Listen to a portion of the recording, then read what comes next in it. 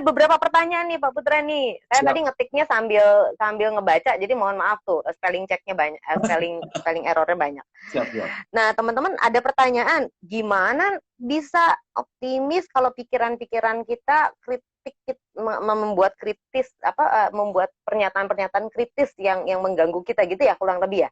Pertanyaannya Pak ya, ada dua pertanyaan yang seperti itu dari Pak Asep sama Bu Iim kalau nggak salah tadi tuh. Jadi gitu nanggepin itu Pak.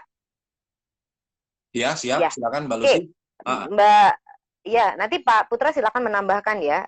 Saya membaca ada dua pertanyaan. Kita akan bahas dua nih. Bagaimana menanggapi pemikiran-pemikiran yang kritis dan negatif di zaman sekarang yang membuat kita jadi nggak optimis. Jadi hmm, pemikiran. Yang hmm. kedua pertanyaannya, apa yang perlu kita siapkan supaya kita bisa kind of survive di new normal, ya kan? Ya. Di era baru atau new normal. Oke, Hmm. good. Jadi saya coba jawab satu-satu. Kita bahas yang pertama dulu nih Pak, baru Ya, kita bahas yang kedua. baik Mbak Lucy. Pikiran, yaitu ya teman-teman pikiran itu selalu muncul setiap hari. Itu tadi menarik yang Pak Putra katakan tentang fokus teman-teman. Jadi kalau kami berdua nih Pak Putra sama saya percaya bahwa energi dan intensitas kita akan mengalir kepada fokusnya kita ya Pak ya, Ya, ya fokus kan? kemana, Nah, energinya mengalir ke situ. iya, nah itu jadi hati-hati terhadap apa yang kita fokusin. Pada saat pikiran kita itu kritis gitu ya. Tadi kalau ingat dari tips saya yang sharing tentang fear ya, mari kita pahami dulu apakah ini sesuatu yang perlu kita tanggapi atau enggak. Sama lagi nih, kalau ada orang kritik kita gitu ya. Ini kan diri kita mengkritik diri kita ya, kalau saya pahami nih. Hmm. Jadi ayo kita harus optimis, bisa kok segala sesuatu bisa kita lakukan. Toh segala sesuatu akan lewat juga. Terus si kritik keluar nih, alah nggak mungkin, lalu punya apa sekarang, duit tinggal sedikit, persaingan di luar kayak gitu, nggak bisa, lalu juga ngerti teknologi zaman sekarang. Itu kan kritik kan, ya kan? Ya, Kritik yang membuat kita jadi down dari diri kita sendiri loh, ya ya, kan? Nah sama seperti kepada orang lain loh teman-teman, gini, nggak semua kritik perlu kita dengerin, ya, ya kan? ya, Kadang-kadang ada kritik-kritik yang harus kita cuekin. ya. Jadi orang cuek kadang-kadang baik juga gitu ya. Hal-hal yang nggak penting kita dengerin nggak usah dengerin. Nah, ada satu teknik yang saya ingin sharingkan ke teman-teman. Mungkin semua juga udah pernah mendengar dan udah familiar. Tapi ini sangat berguna untuk saya secara pribadi. Ketika si kritik itu bunyi, ya, saya akan lawan dia dengan reframing, Pak. Hmm. Ya kan? Dengan merubah fokus. Ya, Ya, oke lah kritik itu. Kalau bisa suruh dia diem, udah gitu. Tapi kalau enggak, ya udah, nggak apa-apa ada kritik seperti itu, tapi kita reframe. ya, Kan kejadian itu hanyalah sebuah kejadian, ya kan? Tapi baru memiliki makna kalau kita kasih bingkai sesuai dengan persepsinya kita kan, benar. ya kan? Ya, Nah, si bingkainya ini yang perlu kita mainkan nih, si ya, fokusnya ini, ya, ya. Contoh misalnya, contoh gini deh, uh, aduh, gimana ya bisa hidup tanpa orang lain? Ini nggak optimis nih, makin hari makin makin capek gitu, karena nggak ketemu orang. ya, Bosen banget rasanya di rumah gitu. ya, Mau gila kalau kata beberapa teman-teman saya itu. Oke, frame-nya apa? Frame-nya adalah tertekan, bosen, nggak ketemu orang. Ya kan? Fokusnya itu kan, teman-teman. Ya. Terus yuk kita rubah fokus kita. Geser deh dari sudut pandang yang berbeda. hmm. Kalau di rumah, apa sih keuntungannya? Satu, bisa ketemu sama anak-anak lebih sering. Nggak perlu kena traffic, ya kan? Ya kan? Ada dua aja deh. Bisa ketemu anak lebih sering, nggak kena traffic. Bukankah dulu waktu kita kerja, kita paling-paling punya mimpi itu pengen bisa work from home?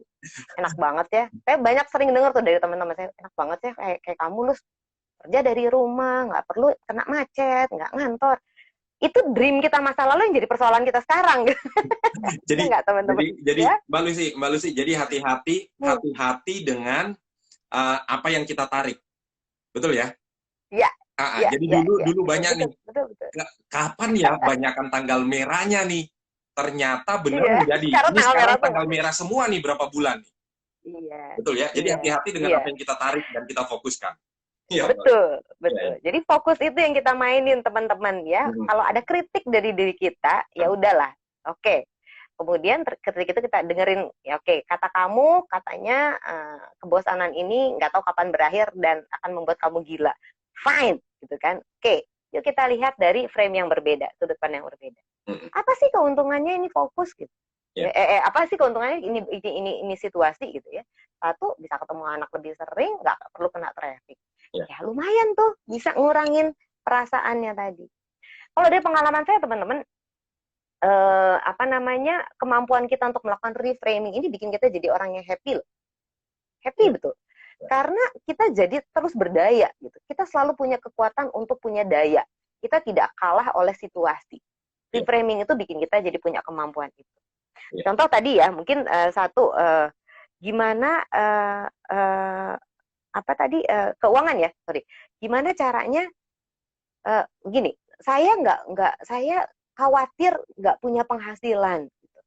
Terus, tadi dengar kata Pak Putra, kata Bu Lucy, katanya, kan ini mungkin nggak selamanya terjadi. Bisa jadi ini akan lewat. Terus si kritik keluar kan? Iya. Terus kalau nggak lewat-lewat tapi tabungan kamu udah habis, gimana dong? Iya kan? Udah down lagi dong, ya kan? Gimana mau optimis? Coba reframe, ya. Ubah sudut pandangnya, cari fokusnya. Oke, soal keuangan. Ada nggak sih hal-hal yang kreatif yang bisa kita lakukan untuk nambah keuangan kita? Atau ada nggak orang yang bisa kita tanya? Itu aja dulu. Ada nggak orang yang bisa kita tanya? Jangan-jangan ada. Jadi frame-nya adalah, saya takut banget nggak punya uang, tapi kalau takut, biasanya saya nanya sama orang. Oke, kalau gitu siapa yang saya bisa tanya? Jangan-jangan setelah bertanya, kita nemu ide. Jadi reframing teman-teman, kalau buat saya, yang membuat saya berhasil keluar dari rasa tertekan atau rasa negatif yang ada dalam diri saya, biasanya reframing cepat banget.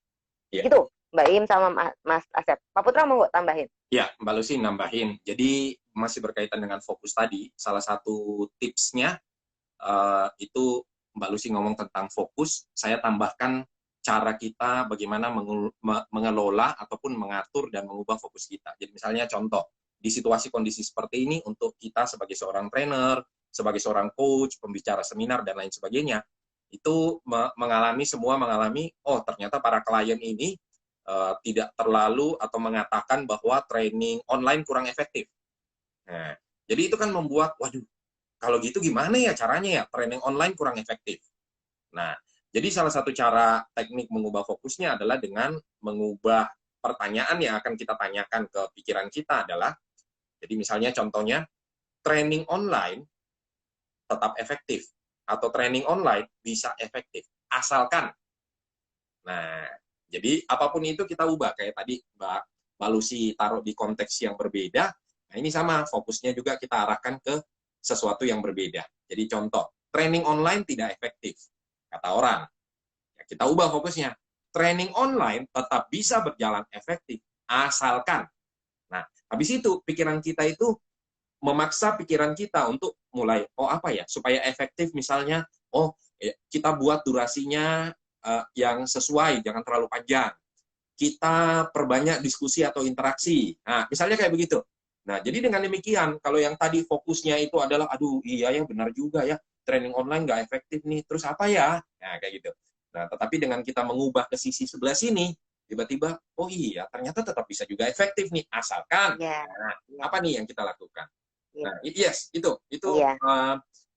Pak Asep, ya. Jadi semoga membantu supaya pikiran optimis. Tanyakan pertanyaan-pertanyaan yang memberdayakan. Seperti tadi kata Mbak Lucy, kita nanya ke diri sendiri, tanyakan pertanyaan-pertanyaan yang memberdayakan. Nah, dengan demikian melatih supaya kita jadi lebih optimis.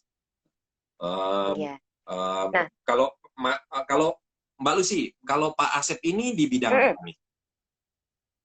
Misalnya contoh umum aja, contoh umum. Misalnya contoh, sekarang karyawan. Ya, sekarang susah jualan, misalnya. Sekarang susah jualan. Nah, itu ada di sisi sebelah sini. Nah, cara ngubah fokusnya itu adalah, saya bisa tetap jualan, asalkan. Nah, apa nih? Nah, itu di situ. Itu kira-kira begitu. Rumah makan saya sepi. Nah, operasional rumah makan tetap bisa berjalan, asalkan. Nah, apa nih? Hotel sepi. Nah, hotel tetap bisa berjalan asalkan. Nah, itu dengan menanyakan hal-hal seperti itu sebenarnya melatih pikiran atau memberdayakan pikiran kita jadi lebih optimis, Mbak Lesti. Itu Thank you kira-kira Pak Pak. Putra, luar biasa ya. Ya, Ya. terima kasih. Jadi perasaan berdaya karena kita bisa merubah fokus atau melakukan reframing itu bisa ngebikin kita punya kemampuan untuk buat action, gitu ya Pak ya? Ya, betul. Karena kalau tidak berdaya kita jadinya freeze, nggak ngapa-ngapain. Tapi kalau kita sudah memiliki perasaan berdaya, maka kita jadi bisa punya action. Ya, gitu sih teman-teman. Dan yang penting jangan di-deny, di-accept, diterima perasaannya gitu. Kalau memang saya sekarang lagi nggak optimis, saat ini saya merasa lagi tertekan, ya terima aja. Ya. Tapi tadi pakai tips-tips yang sudah disampaikan oleh Pak Putra dan saya.